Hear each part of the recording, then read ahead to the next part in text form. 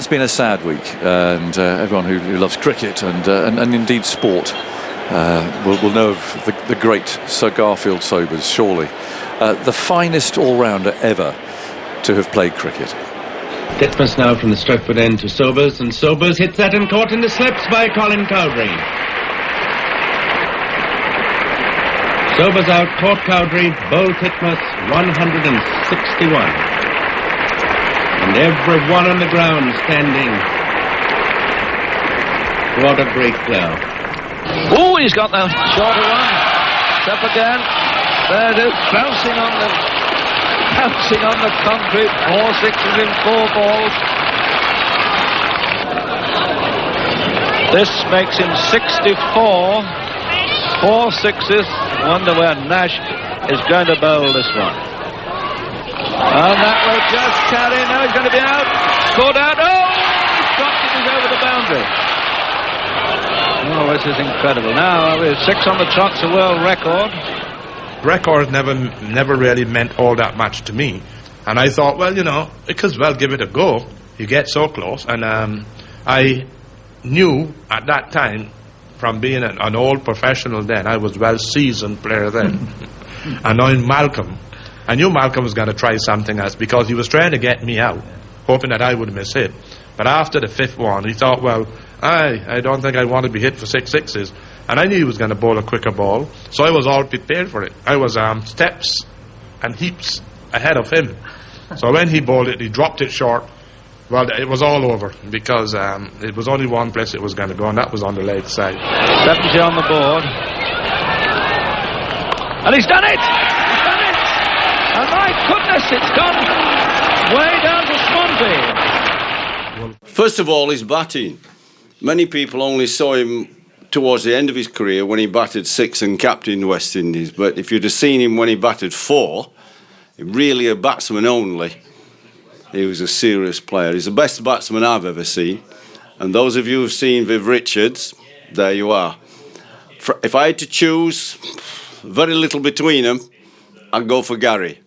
One must always consider themselves lucky, and I think that the important thing is that when you're born, you don't know what you're going to become, and I think you have to always pray and thank God for giving you some kind of ability, and that you have been able to develop that ability to the extent that where you play for your country. You know, as a young boy growing up, one of my ambitions was to play. I was very much sports oriented.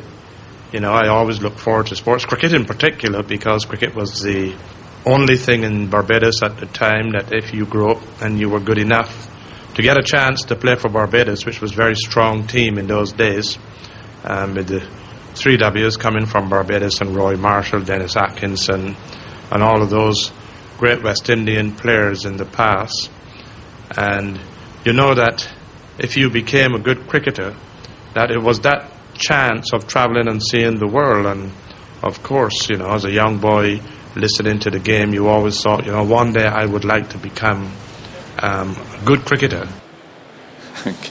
A good cricketer. I think he became rather more than simply a good cricketer.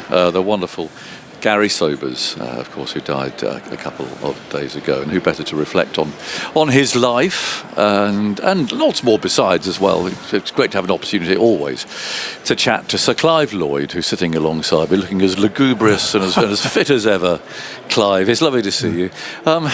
Memories for you. I mean, where do you start? Where do you start with Gary? How did you first come across Gary? Bearing in mind that you were obviously in Guyana, and Gary, older than you, was living in Barbados. Well, in Guyana, you know, in those days, you couldn't get a ticket or anything, so we had a tree that was just looking over the boundary, and outside the ground. Yes, outside the ground, and we were there, and I watched him play against Pakistan, and at the end of the game, you would go with your scrapbook, and you, as they're passing out, oh, that's Sobers, that's Weeks, that, you know, and that's how we got to recognize those players. But then after that, you started to play inter-island cricket, and I remember the first my first game against Barbados. He got me LBW for naught. Right. So he turned to the then manager of the West Indies side, Barclay Gaskin, and said, "Oh, I know." He said, "I noticed your boy didn't get any." And Barclay replied, "Oh, well, he's not my boy, but he's a boy that I like. But there's a second innings." Oh. And I got 100 and odd. I had about 9 against Hall. Wow, Griffith. I mean, no, Griffith, Sobers, Holford, Prof. Edwards. And, these are the guys that did well against England. So I said to myself, oh, I can't be that bad a player. No, I think you passed the test. Yeah. And the next game I got 197 against Jamaica. And they all thought I was going to be selected for England, 1906, but it didn't happen. So, but at least I'd made my mark. Yeah, you bet. What do you remember about watching Sobers from your tree? I mean, how old were you? I must say, well, I was at high school, so 15, 16. Yeah, and It was a thing to do, was it? I mean, that was the way the kids would get to watch. And Border didn't have a great capacity for patrons, so I admired him because he was left-handed and so on, and having seen him, and he was always a very friendly person. Yeah, and everybody wanted to be like Gary Sobers, collars up, walking with a lead. Bit of an easy one. Yeah. We couldn't get as many girls as he could. But it was really wonderful. It was great to see someone, the way he played. He was a magnificent cricketer. The best I've seen. How did you know about him? Because, I mean, in those days, no television, presumably, so you wouldn't have seen Gary batting. It was simply radio, was it? You just heard about this man? Well, yes, there was no television, but there was radio, and you listened, you're going to school, and you have the little transistor radio. At night when you're doing your homework, you're listening to if they're playing in Australia, and you heard all these wonderful things about him, and he was just tremendous. And then you now in that West Indies team playing with people that you admired. It was just a dream come true. So I think I'm right in saying he was your first captain of West Indies, wasn't he? You made your debut, and he was your captain. So how was that? Oh, that was excellent. I mean, Was he as you expected to be? Or was it your test debut? You never played with him before, presumably. No, but I played against him in Barbados. Yes, but what was he like as to be in the same dressing room? Quite engaging. He was one of these guys that, when we were I think our first trip was to Australia, and I didn't get a lot of runs because I had 200s against England, but I didn't make a lot of runs in the lead-up games to the Test matches. And I was quite worried, and I said, Skip, what do you think, am I doing wrong? He said, no, it will come in the right time. And I made 100 in the first Test match, and we won the Test match, But he gave you encouragement, and when you were batting with him, you just felt at ease, because he was the master. Yes. And I remember my first game in India, 66, 67, and I was called to play in the Test match half an hour before, because Seymour Russ got injured, and he said, young man, you're in. And I said, in? Because there had so many people before me. And I think I didn't have time for butterflies because we fielded. And we did very well, and I remember I made 82 and 78 in the second, not out in the first in that first test, and we had to make 240 to win, and the two of us were batting. And he said, "Young man, I'll let you know when we should have a go." Really? Is that right? So it's knocking it around, and and he said, "Oh, time to go, let's go," and we won quite handsomely. And as we were coming off, he said, "Oh, I'm so glad we finished this early. The 10,000 guineas is about half an hour from now." And I'm thinking, about horses. Yeah, it's extraordinary. But he was so wonderful. He was a wonderful person. Why was he the master? You referred to him as a master. Why? What was it about his? Because he made everything look so easy. In Jamaica, against England, we had these massive cracks, and I got 40-yard not out. And I think, well, I played a magnificent innings. And in the second innings, he got 100. And the cracks didn't get any smaller. No. And he made the bowling look so... He just... Time? Is it time? Technique? Yes, he had good eyesight. He picked up he would hit balls that you play forward. He would flick it, hit good wrists. Oh, he was just tremendous. And so Donald Bradman said he was 5 cricketers in one. Yeah. You know. Did he practice much? Was he always practicing in the nets? Not a lot at all. He'd go and have a net and so on, but he's a natural. Yes. If you can have that sort of thing.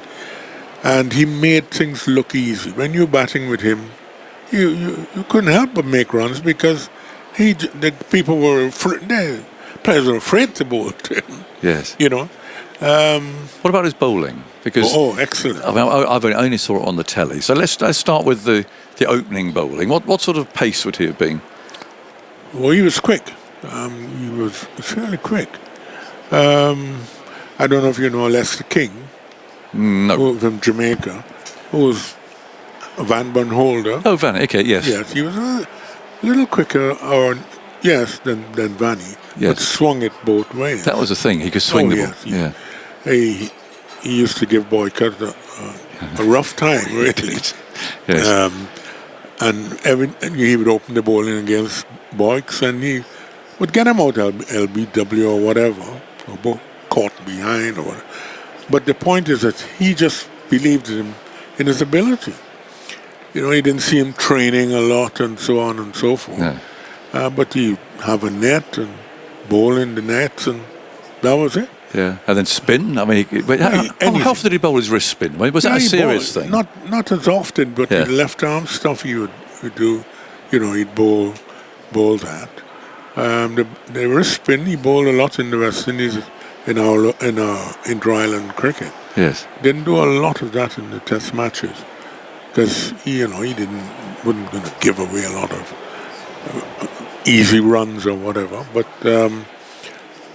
I don't know if we'll ever see another cricketer like him. Can't do, can you? I mean, it's when someone dies, it's very easy to, I don't know, sometimes exaggerate how good they were. I just don't think that's possible with Gary Sobers. No. Everything he did well. He played football, he did well. Table tennis, he did well. He was just a genius. And you sort of judge your greatness from cigar fields always. Yeah. Well, I wonder what the youngsters. He still remained relevant, didn't he? I mean, when I worked with him, I never heard him talked about in my day or that sort of thing. He wasn't that sort of character. No, he will tell you like it is, and hope that you just follow through and do exactly as he told you. Yeah. What about his impact on West Indian cricket then? I mean, and I mean the whole region, presumably. Yes. Well, we thought that this guy. He encouraged a lot of young cricketers, the Brian Laras and so on, and everybody wanted to bat like him. They wanted to bowl like him. They wanted to be Gary Sobers. And you mentioned a name there. You mentioned Brian Lara. Yes. Brian, good afternoon. You. And thank you so much for coming to join us. It's fabulous. We're just I'm sitting here with Sir Clive and talking about Gary. And all I was going to say to you really was that day in 1994 in Antigua, I'd never seen such a joyful celebration as that when you broke the record, and there was the great man himself. I'm sure you get asked about it a lot, Brian. But is that still one of your fondest memory? It's one of my greatest memories. Sir Garfield Sobers, maybe about, I would say 15, 16 months ago, was in Australia at the Sydney Cricket Ground, January of 1993, and he was very upset that I got out for 277, and he scolded me. He literally scolded me in the dressing room. And as a young man, I never scored 100 or a double or anything, and I was so happy. But he sort of embedded something in my head that, listen, this is just the start. And when he was there in Antigua, 1994, just being there with him and seeing him. You know what, Sir Clive, I've thought many, many times now and today, I actually wished I stopped at 365, but obviously I didn't have that. I didn't have that zest. I didn't have that knowledge of how great he was and what he meant. And I was just a young man trying to do things, but I so wished I stopped at this great man's score. Do you believe him, Clive? Do you believe him? No, yes, I don't want Sir Clive to believe me because it didn't happen. But I'm just saying that, in hindsight, Sir Garfield Sobers meant so much to me. Yeah, sure. Then, before, and after that, to just know him as a man was just amazing. Yeah. You knew he was there presumably during that innings, and did that kind of inspire you because of what he'd said to you that previous winter? Most definitely. Barbados was having a tourism drive in all the islands. They had it in Australia back in 1993, and they were going through that 2-year period. And just to have Sir Garfield Sobers there and to know that genuinely he was there for me was a very special moment. Yeah. And what was your reaction when suddenly he appeared out in the middle amongst all that mayhem that was going on, and suddenly there's Gary? I know. Just awesome. You're speaking. I mean, I can't throw my mind all the way back to tell you exactly how I felt, but a Trinidad kid, growing up, understanding what West Indies cricket meant in the 70s and 80s. I didn't see much of Sir Garfield Sobers. I knew his records. I knew what he represented. But to actually get to that moment and have that great man there with me back in 1994, April 1994, moments I'll never forget. And be on radio, and I am actually tearing up because he meant so much to me. Yeah. Well, that's you're just as important to us, Brian. There you go, the next generation, Brian. Yes, Sir Clive, you meant a lot to me too, and you have managed the teams I've been captain of. Of course, Sir Vivian Richards, who was here with us previously, and the work that you're doing on the charity side with your cancer situation, I am always going to be there for you. So don't believe that there's one before the other. We all live as one, and I'm so happy to be counted in the echelon of West Indies cricket. Great and wonderful. I'm so glad that you came and you helped, and you'll be there in the future. Most I wish you the best of luck, sir.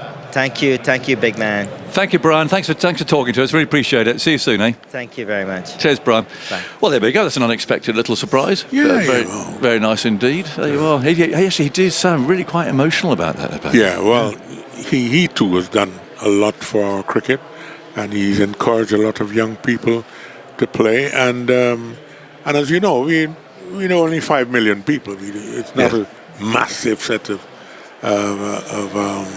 people that play cricket in the West Indies, and he has done yeoman service for us, and I hope he continues. Yeah, he mentioned your charity. Now, what he's talking about is the Great Catch that you are sort of fronting, really, aren't you? There was a dinner, I think, here, that sort of launched. Tell us what this is, Clive. Well, yes, quite a few of my friends have died from prostate cancer, and they can, and they don't. It's needless. They don't have to. If you're tested early, you can live a very long life. And the point is that we have our death rate is the worst in the world. No, talking about black men. Black men have double the prospect of getting prostate cancer than white men, which seems whatever. It's extraordinary. And I hope now we're trying to. What they call it, the Great Catch. We want to catch it early, and hopefully that we'll be saving lives, and that's the important thing for me. And so you aiming that at black men in the UK as well as in the Caribbean? In the Caribbean, yeah. And we're trying to get now. Funny enough, men don't like going to doctors. I don't know why.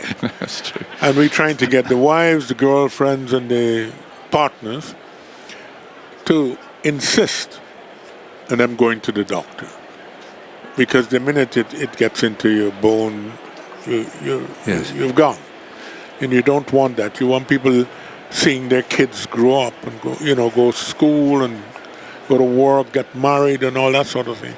And you do not have to die. That's the main thing. And we're hoping that the launching of this 2 days ago here would galvanize people into getting involved. We're getting the governments involved in the West Indies.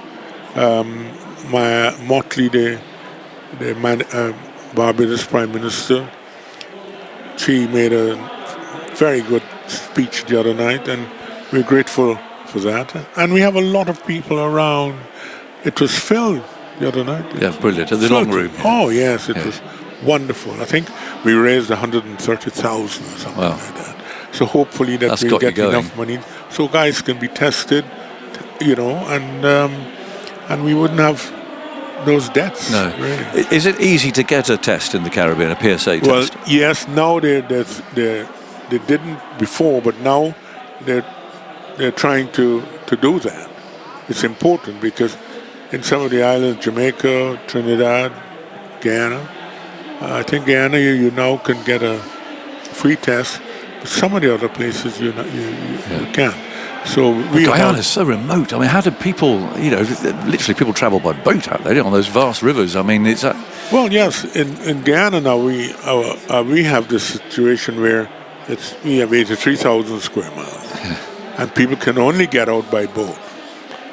And we are encouraging people to come out, go and get tested.